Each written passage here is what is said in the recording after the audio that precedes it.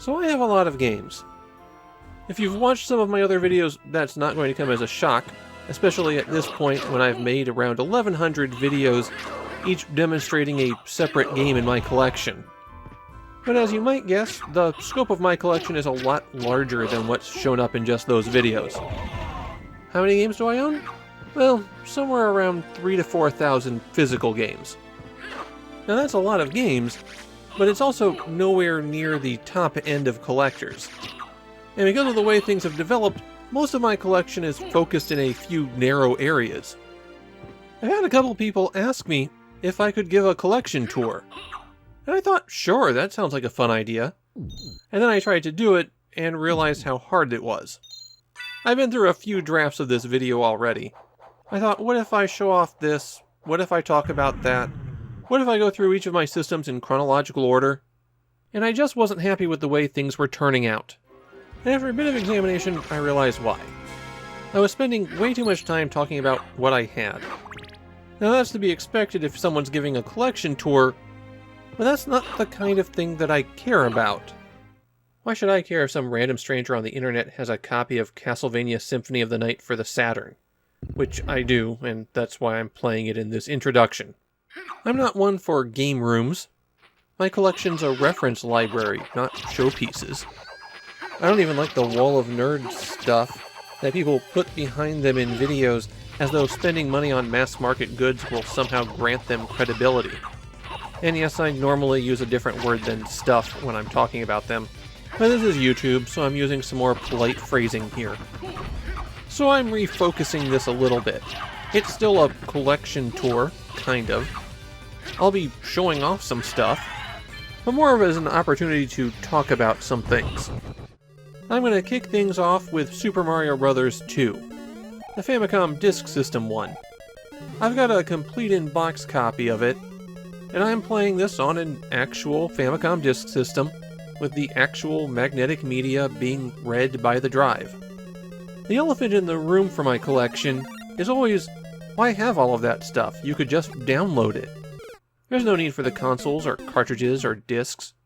You could just get a Raspberry Pi and never shut up about it. Or I guess that group of people's on to Misters now.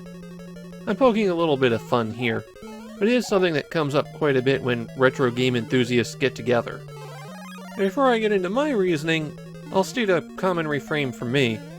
There's no wrong way to enjoy these games. I like original hardware with the physical media, but that's no better or worse than emulation, remakes, FPGA systems, or whatever else you find convenient. If you're having a good time, then you're doing it right. I stick to original consoles because there's experiences that don't replicate well when you move away from them. In particular, controllers are a big factor there. And I stick to original media mainly because I enjoy collecting the physical object, but also because when you're exploring the far reaches of video games like I am, digital is not always secure. When it comes down to obscure stuff, somebody has to care enough to both make it available and maintain it. Yes, Super Mario Bros. 2 will probably always be out there to download somewhere. But you don't have to go much further than that to encounter things that are only available through inertia rather than interest. And in many of those cases, finding unaltered copies is nearly impossible. Computer game crackers of the early 80s have made sure that we can still play those games, but you effectively have to have an original copy of the game if you're going to see what it was like unaltered without any trainers or hacks applied. Basically, by having a physical copy, I know that I'm playing the version that someone who picked it up when it was new could have played. But getting back to Super Mario Bros. 2, the Famicom Disk System provides an interesting challenge to collectors. The games could be rewritten at will, and piracy was rampant, even back in the 80s. Plus, these are 40-year-old floppy disks we're talking about. They're going to go bad. So I don't buy a lot of Famicom Disk System games, and when I do buy them, I'm treating it as though I'm just getting the packaging. I'm not going to spend a huge amount of money on a copy of Metroid when I could get a disc-labeled Metroid that has some undesirable sports game on it, and then rewrite it myself. And that takes us full circle, because how do I know that the image that I'm writing to that disc is a correctly dumped, accurate one? What I'm saying is, disk system collecting is a real mess. Now here's something special in my collection. A game I can't play. I don't have an SG-1000, but it is on my list of platforms to pick up. I was given this copy of Pachinko 2 by someone whose work I admire and respect. So for right now, it's just hanging out in the collection. But someday, it will get played. The hard part here was picking out a game to play over this segment while I talked. With Rampart, I happen to like the game a lot, and it illustrates one of my favorite things about retro gaming as a hobby, exploring the nooks and crannies of a system's library, and sometimes finding something really special. But I'll talk more about that in a little while, because what I really wanted to do was talk about collecting complete sets. Since you might have just stumbled into this video, you might not be aware that I have a complete set of Famicom games. 1,042 cartridges. I played through and documented the entire library in a series called Fami Daily. So if you haven't seen that, well, you've got a lot of episodes to catch up on. The decision to go for a complete set of Famicom games and make Fami Daily came about at around the same time. I was enjoying Famicom collecting a lot, but often having difficulty finding information about obscure games. And at the same time, I noticed that I had about the first 3 or 4 years of the Famicom pretty much complete. I was missing some things like sports games that I didn't care about, stuff like that. And at that point I decided, well, I'm this close, why not go for a complete set? That was a very, very stupid idea. It's a story I've actually heard multiple times before, not specifically about the Famicom, just a certain trap that people tend to fall into. You're having fun collecting stuff for a console, and as you're picking up this and that, grabbing things that are interesting to you, you'll find yourself reaching certain thresholds and going, well, I'm this close, why not get all of them? And wouldn't it be fun to have every single game? No, it wouldn't. There are 3 key problems to getting a complete set for a system. First, you're going to buy a lot of stuff that you don't want. Collections should be curated. Otherwise, you just wind up with a giant pile of things that you don't actually like. I can go online right now and purchase around 100 games from Japan that I don't own, and only spend around $100 for them. And it would be 100 things that I don't like or care about that were just taking up space. And that's the consideration before you decide to get the complete set. If you do decide to get the complete set, well, then you're stuck. You have to keep the complete set, because all of those trash games that you don't want only matter in the context of having all of them. It's not a good position to be in. The second problem, it's more expensive than you think. Yes, I know buying a complete set of games for a system sounds expensive. It's still more expensive than you think. For a system library, there seems to be almost an exponential curve for the pricing of games, where the most expensive 10% cost as much as the previous 90%, and the top 1% cost as much as the previous 9%. And the games at the very tippy top of the price list are often things you don't really want. I enjoy playing Go, but Ego Macon is nowhere near worth the prices that it commands as the rarest Famicom game. Every system library has these absurdly expensive games that you'd never really want to play. And often, you wouldn't even know what they are until you're trying to go for a complete set, and then discovering that you're either paying $200 for a fortune-telling cartridge, or your collection will be sitting just shy of completion. And those gaps don't bother you as much when it's one of 300 games that you're choosing to skip over rather than one of 3. And so you pay those absurd prices to check off that box, and thus not spend that money on something you'd actually enjoy playing. Third and finally, unless you're actually engaged in a documentation or archival project like I was, you're really not going to do a whole lot with a complete set of games. The best you might do is line them up on a shelf and look at them. Okay, dire warning not to follow down my dark path has been delivered. Let's move on to something related. Okay, I felt like I was hanging out with Nintendo a bit too much in this video so far. So here's Bikurimon World. one of the 2 launch games for the PC Engine. So, if I'm not getting everything, how do I pick out what games I will be getting? Well, primarily it comes down to 3 things. And the first is historical significance. In fact, that's one of the easiest criteria. Does this game mean something? The ones that were first, the ones that were last, the ones that were genre-defining, the ones that were imitated endlessly. Yeah, it's the obvious criteria, but you can't have a proper historical library unless you have the historical documents. And I tend to focus on 1 or 2 systems at a time, filling in the key bits, and then switching my focus elsewhere. And switching my focus elsewhere, you're looking at the Maestro music. A PlayStation 1 game where you conduct an orchestra. Fingers crossed that the music in this segment doesn't trigger a copyright strike. And another obvious reason why I pick up games is sheer curiosity. I came across the Maestro music in a catalog of PlayStation 1 games, and it had its own weird peripheral, and that made me go, well, what's this? I've got to try it out. Weird peripherals almost always make me go, I've got to try it out.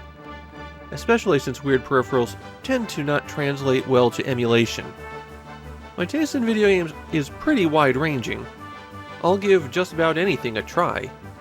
And one of the most exciting things for me is when I'm just browsing a shopping site or poking through a game catalog and I come across something that I was unaware of, which would be one of the major reasons I collect games from Japan. Screenshots aren't really great at telling you what a game is like, and even video doesn't often help you understand what it feels like to play the game. So if I find something and I'm curious about it, I just get it. Now I'm not spending big money on these whims. I'll happily take a chance on a game when it costs me $5, but if it's going to cost me $50, I need to have a lot more confidence than that. This game is Arthur to Astaroth no Nazo Makaimura, which is a reskinned version of Sid and Al's Incredible Tunes, itself a spin-off of the Incredible Machine series. That's 3 layers of interesting games there. The other big reason that I'm picking things up is because I'm specifically collecting that series, or publisher, or even a theme.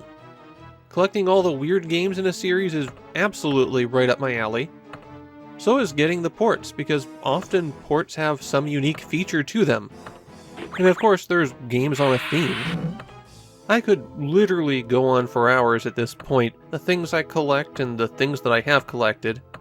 But here's a lightning round for things that I am specifically keeping an eye out for. Ready? Fireman games, because Hudson used him as a mascot in literally everything, and he has all sorts of crazy games about him. Games where you drive heavy machinery, trains in particular, but also construction vehicles, buses, anything like that. There's a lot of weird games out there specifically designed around letting players drive something that they wouldn't normally get to drive. Wizardry games, because Wizardry is such a cornerstone RPG, and Japan had their own very lengthy spin-off series. There's now more Japanese exclusive Wizardry games than there are Wizardry games released in the US.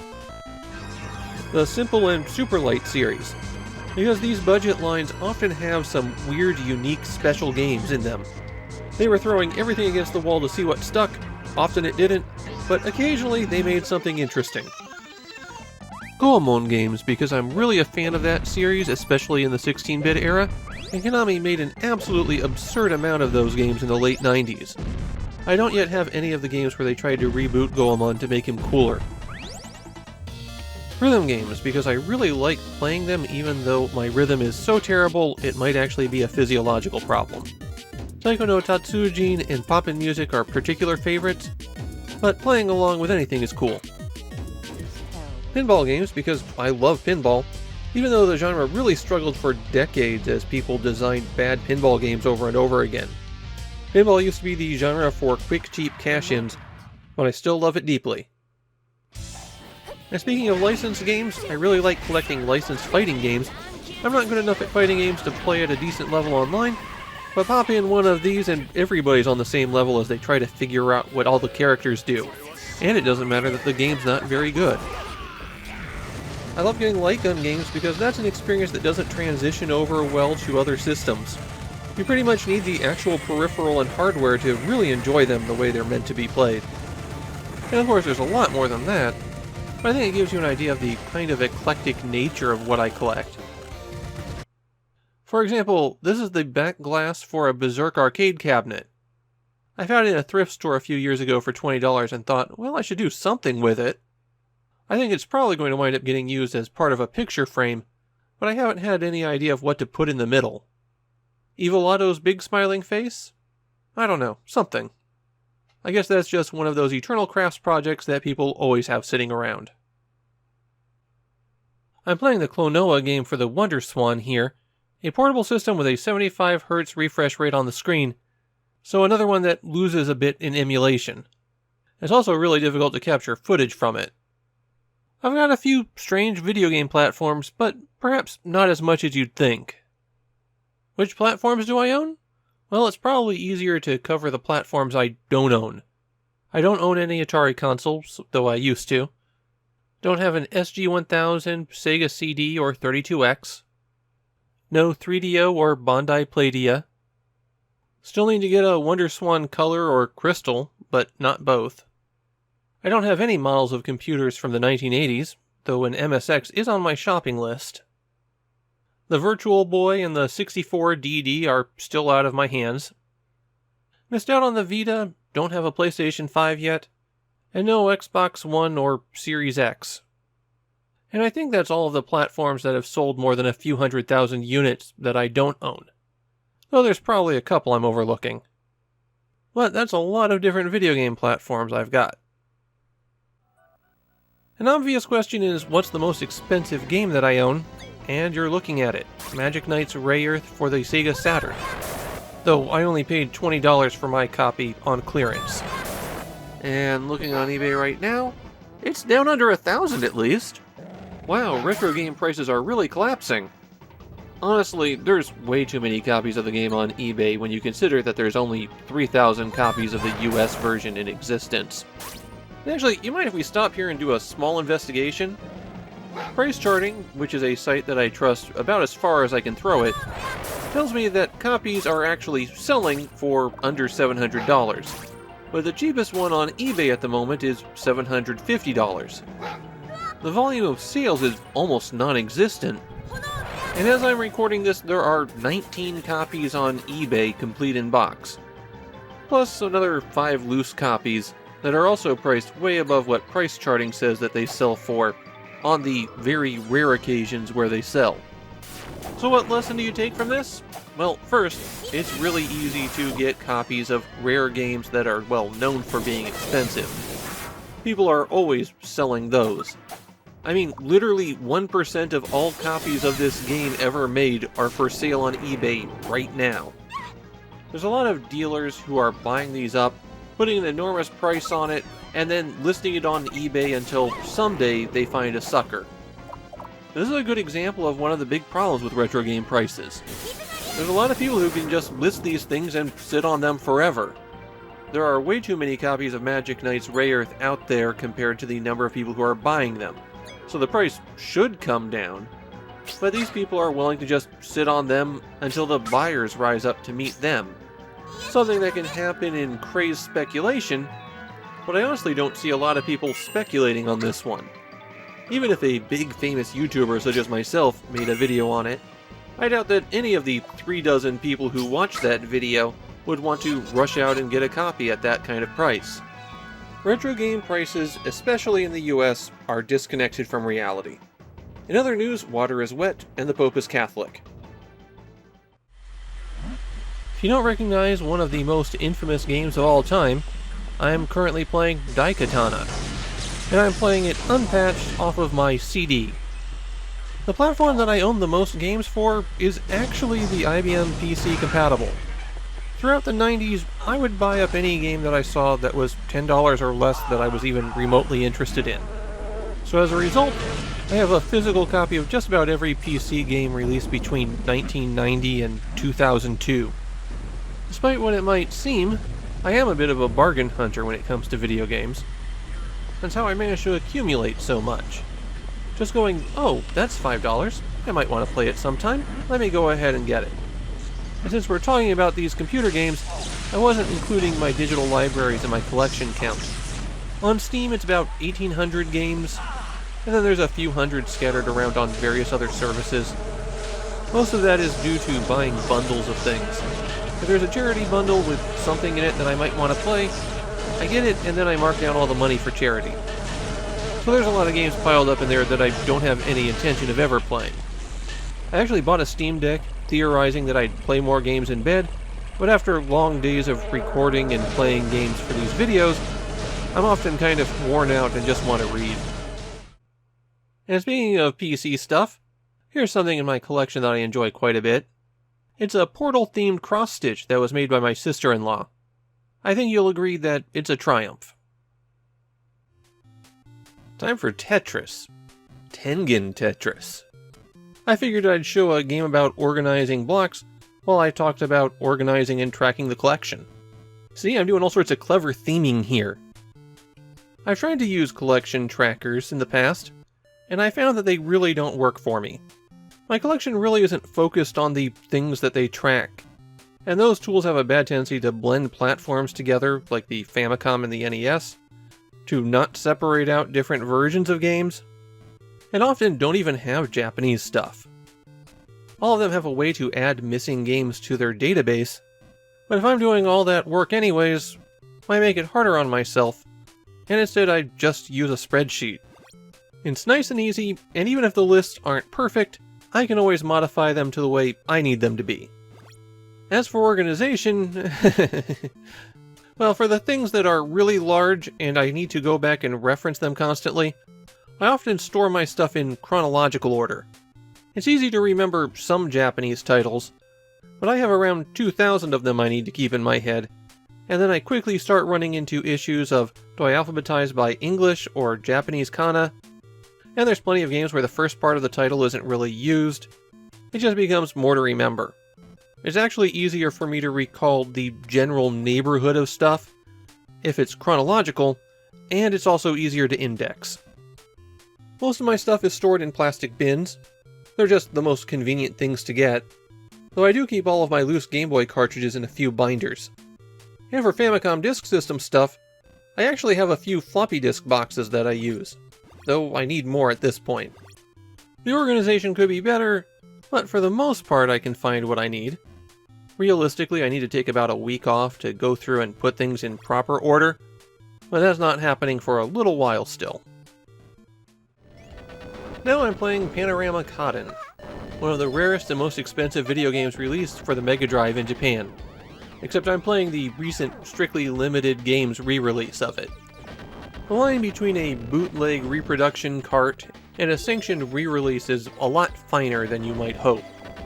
In many cases, the money made on these reprints doesn't even go to the original publisher, let alone any going back to the original developer.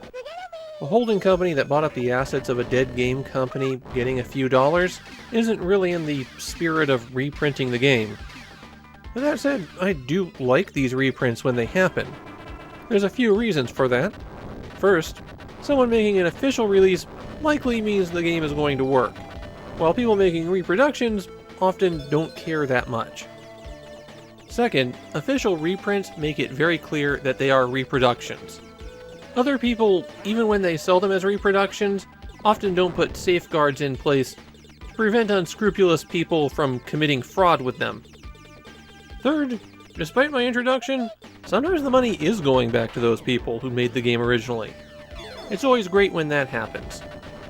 Basically, reprints are good. They should happen more often. Now I'm playing Shinchan, Me and the Professor on Summer Vacation. I happen to like the Boku no Natsuyatsumi games a lot. In fact, the third game on the PS3 was one of the first video games I imported. This was the first game in the series to be translated into English, and it got a physical release through Limited Run Games. The series is all about a kid who spends his summer in rural locations in Japan, and you just hang out for the time. Adding the popular character Shinchan to the formula was a way to revive the series. I like these boutique publishers that have popped up in the past few years. I want to support indie games, and I want to get physical copies of them, so this is a good way for those games that would be on the margin of something that would be publishable into somebody's hands. Now I do worry about how their model might encourage some bad behavior, Letting people buy their games way in advance might tempt some people into spending the money coming in for the next game on getting the previous game released. That is both a recipe for financial ruin and spending a few years behind bars. But so far so good, even if the order that I received yesterday from them took 15 months to get here. I'm not really sure I have that much more to say about my collection and collecting in general. I do it because I like having a library and because I enjoy it. If you don't enjoy it, yeah, don't collect, that's fine. Just don't collect because you think it's going to be an investment. That's always a way to get burned. But at the end here, I feel like I haven't really given the people who want to see the cool stuff what they want in this video. So I'm just going to go off and play one of my favorite games of all time, while you can see some big piles of stuff.